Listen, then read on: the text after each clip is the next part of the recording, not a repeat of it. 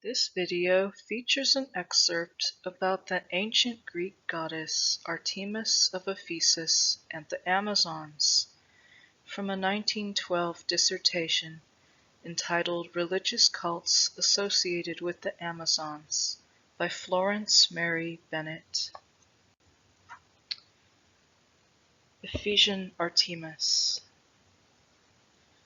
The magnificent temple of which Christian writers speak as that of the great goddess whom all Asia and the world worshipeth, replaced the earlier and more famous shrine which burned to the ground on the night of Alexander's birth. 220 years had been spent in the process of building the first temple, and when this was destroyed, the Ephesians at once began the construction of another, even more costly. The older Artemisium is said to have possessed among its treasures 4 statues of Amazons, executed by 4 of the most distinguished sculptors of the 5th century, Phidias, Polyclitus, Cressyllus, and Phradmon. The tradition is only one of many which indicate very close connection between the Amazons and this sanctuary. The Ephesians themselves looked upon their Artemisium as one of the most sacred spots in the whole world. Tacitus remarks, "Primi omnium Ephesiae adiere memorantis non, ut vulgus crederat, Dianam atque Apollinum Dilo genitos, esse apud se Cenecrium omnem, lucum ortigium, ubi latinum partu gravidum et oleae, quae tum etiam maniat, adnisem, edidice ea numina." This seems to mean that the olive tree of Ephesian Artemis was set up against the palm tree of Delian Apollo. Something of this kind happened historically, as Thucydides shows. Quote, "There was of old a great gathering of the Ionians at Delos. They went thither to the Theoric assembly with their wives and children, just as the Ionians now gather at the Ephesia." Unquote. Greek Ephesus owed its origin to the Ionic immigration, and was reckoned among the 12 cities of Ionia. Yet in the band of colonists who started out from the Prytaneum at Athens, the Ionians were few, although the expedition is designated by their name. Joined with them were the Abantes of Euboea, the Orchomenian Minyae, and the Cadmeans of Boeotia, the Dryopes, Phocians, Molossians, the Arcadian Pelasgians, the Dorian Epidaurians, and other tribes whom Herodotus does not mention by name. It may be that the Ionian strain was less strong at Ephesus than in some of the other cities of the group, since this place and Colophon were the only ones of the 12 that did not take part at the Apaturia, the great clan festival of the Ionians. Yet the Codrids, who figured prominently as conductors of the undertaking, were Ionians, and Androclus, son of Codrus himself, was by some believed to have been the founder of Ephesus. Pausanias was told that he fell in battle against the Carians, and was shown his tomb at Ephesus. Pausanias represents Androclus, whom he calls king of the Ionians who sailed to Ephesus, the founder of the Ionic city. But he believes the shrine of Artemis there to be very ancient. He states with certainty that it antedated the Ionic immigration by many years, being older even than the oracular shrine of Apollo at Didyme. He attributes its establishment to Autothon's Corysus, who was the son of Castor and Ephesus. He says that the pre-Ionic inhabitants of the city were Leleges and Lydians, with a predominance of the latter, and that although Androclus drove out of the land all those whom he found in the upper city, he did not interfere with those who dwelt about the sanctuary. By giving and receiving pledges, he put these on the footing of neutrality. These remarks of Pausanias find confirmation in the form of the cult in historic times, which, being in all its essentials non-Hellenic, admits of plausible interpretation only as an indigenous worship taken over by the Greek settlers. The Artemisium at Ephesus was preeminently a shrine which gave rights of sanctuary to suppliants, a fact indicative of a wide difference between this goddess and the Greek Artemis. Those who invoked the protection of the sanctuary appeared with olive boughs, twined with fillets of wool. The Amazons are noticed in legend as founders of the shrine and as fugitives claiming its asylum. Pindar told that they established the sanctuary on their way to Athens to war against Theseus. Possibly this is the account followed by Callimachus in the lines telling how the Amazons set up the image of Artemis in the shade of an oak with goodly trunk, which grew in Ephesus by the sea. Justin states the tradition that the city itself was founded by the Amazons. Pausanias maintains that Pindar was incorrect in his assertion that the shrine was founded by the Amazons. He says that long before they started on their Attic campaign, they had twice taken refuge at the Artemisium, once from Heracles, and earlier still from Dionysus.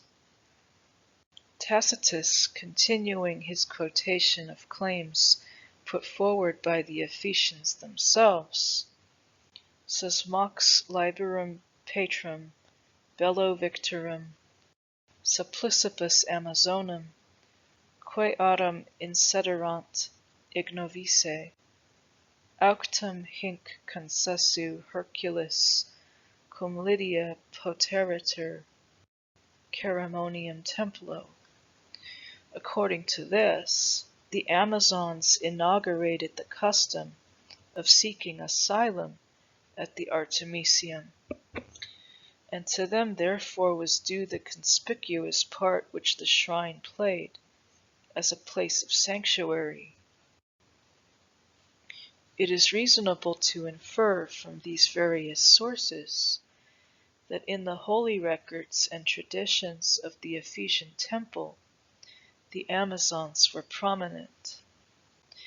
Even Pausanias, who denies that the Amazons founded the shrine, ascribes to their fame, since they were reported its founders, a large measure of the prestige which belonged to the cult of Ephesian Artemis all over the Greek world.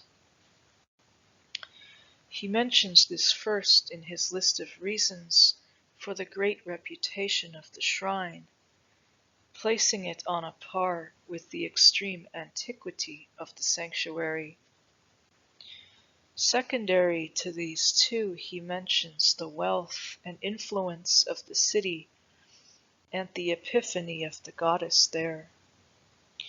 We must indeed believe that the Amazons stood in intimate relation to the cult of Ephesian Artemis. Yet in historical times there was a regulation which forbade women to enter the sanctuary. Apart from her name, it would be difficult to recognize the Greek Artemis in the deity of Ephesus. The cult statues showed her in form at once primitive and oriental. It was carved out of a block of wood, shaped like a herm in the lower part, showing the feet. The torso was that of a woman of many breasts. The type depicted on coins is that of a draped woman of many breasts, wearing a turret crown on her head and resting either arm on a twisted column. She was served by eunuch priests called megabyzi and by maidens. Presumably these priests are the same as the Essenes, whom Pausanias mentions as servitors for 1 year, who were bound by strict rules of chastity and required to submit to ascetic regulations of dietary and ablution. The virgins associated with them passed through 3 stages: postulant, priestess, and past priestess. There is nothing to indicate the length of their term of service. The megabyzi were held in the highest possible honor, as were the Galli at Pessinus. This goddess of the turret crown and of many breasts, whose shrine required the attendance of the megabyzi, is certainly a form of Cybele. If we were guided solely by the remark of Pausanias that the sanctuary was founded by the pre-Ionic people of the region, that is, by Leleges and Lydians, among whom the latter were more numerous, we should expect to find the Lydian mother worshipped here. The name Artemis, under which the goddess appears, indicates that the Greek colonists appropriated the cult which they found. The Lydian mother was evidently identical with Magna Mater of Phrygia. Yet the Ephesian goddess, who is the mother under the name Artemis, is in her cult image neither Cybele as we know her, whether under Baedulic form or in the likeness of a matron, nor Hellenic Artemis. Artemidorus, the student of dreams, says that peculiar sanctity attached to a particular type, which he defines as that of Artemis Ephesia, Artemis of Perga, and the goddess called Eleuthera among the Lycians. It is tempting to ascribe to the mysterious Leleges the differences which separate the type of Ephesia and the other two from Cybele. All that Pausanias tells about these Leleges at Ephesus is that they were a branch of the Carians. Herodotus says that the Leleges were a people who in old times dwelt in the islands of the Aegean and were subject to Minos of Crete, that they were driven from their homes by the Dorians and Ionians, after which they took refuge in Caria and were named Carians.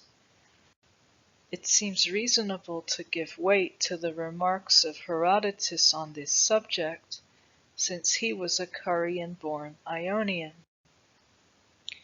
We should infer then that the Leleges of Ephesus, whom Pausanias calls a branch of the Carians, were closely connected with the island people who were once subject to Minos. Both Herodotus and Pausanias say that the Lycians were of Cretan origin. It is therefore not strange that at Ephesus and in Lycia the same type of goddess was worshipped. Tradition also connected Pamphylia with Crete, which may account for the presence of the type in Perga.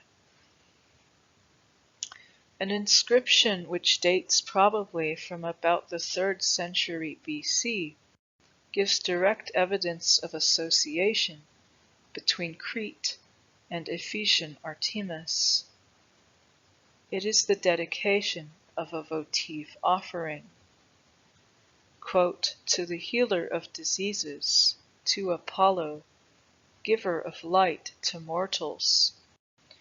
Eutyches has set up in votive offering a statue of the Cretan lady of Ephesus, the light-bearer." Unquote. The inscription suggests the words from the Oedipus Rex, "Lycian lord, scatter, I pray thee, for our aid, thine unconquerable darts from thy gold-twisted bowstring, and with them the fire-bearing rays of Artemis, with which she rusheth over the Lycian mountains." The Cretan light-bearer may easily be the fire-bearing Artemis of Lycia. The epithet Leukeos, used of Apollo, gives the form Leukeia for Artemis.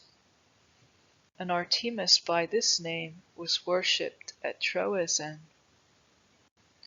The local exegetes were unable to explain the application of the epithet. Therefore Pausanias conjectures that it means either that Hippolytus had thus commemorated the extermination of wolves at Troezen, or that Leukeia was a cult epithet among the Amazons, to whom Hippolytus was akin through his mother.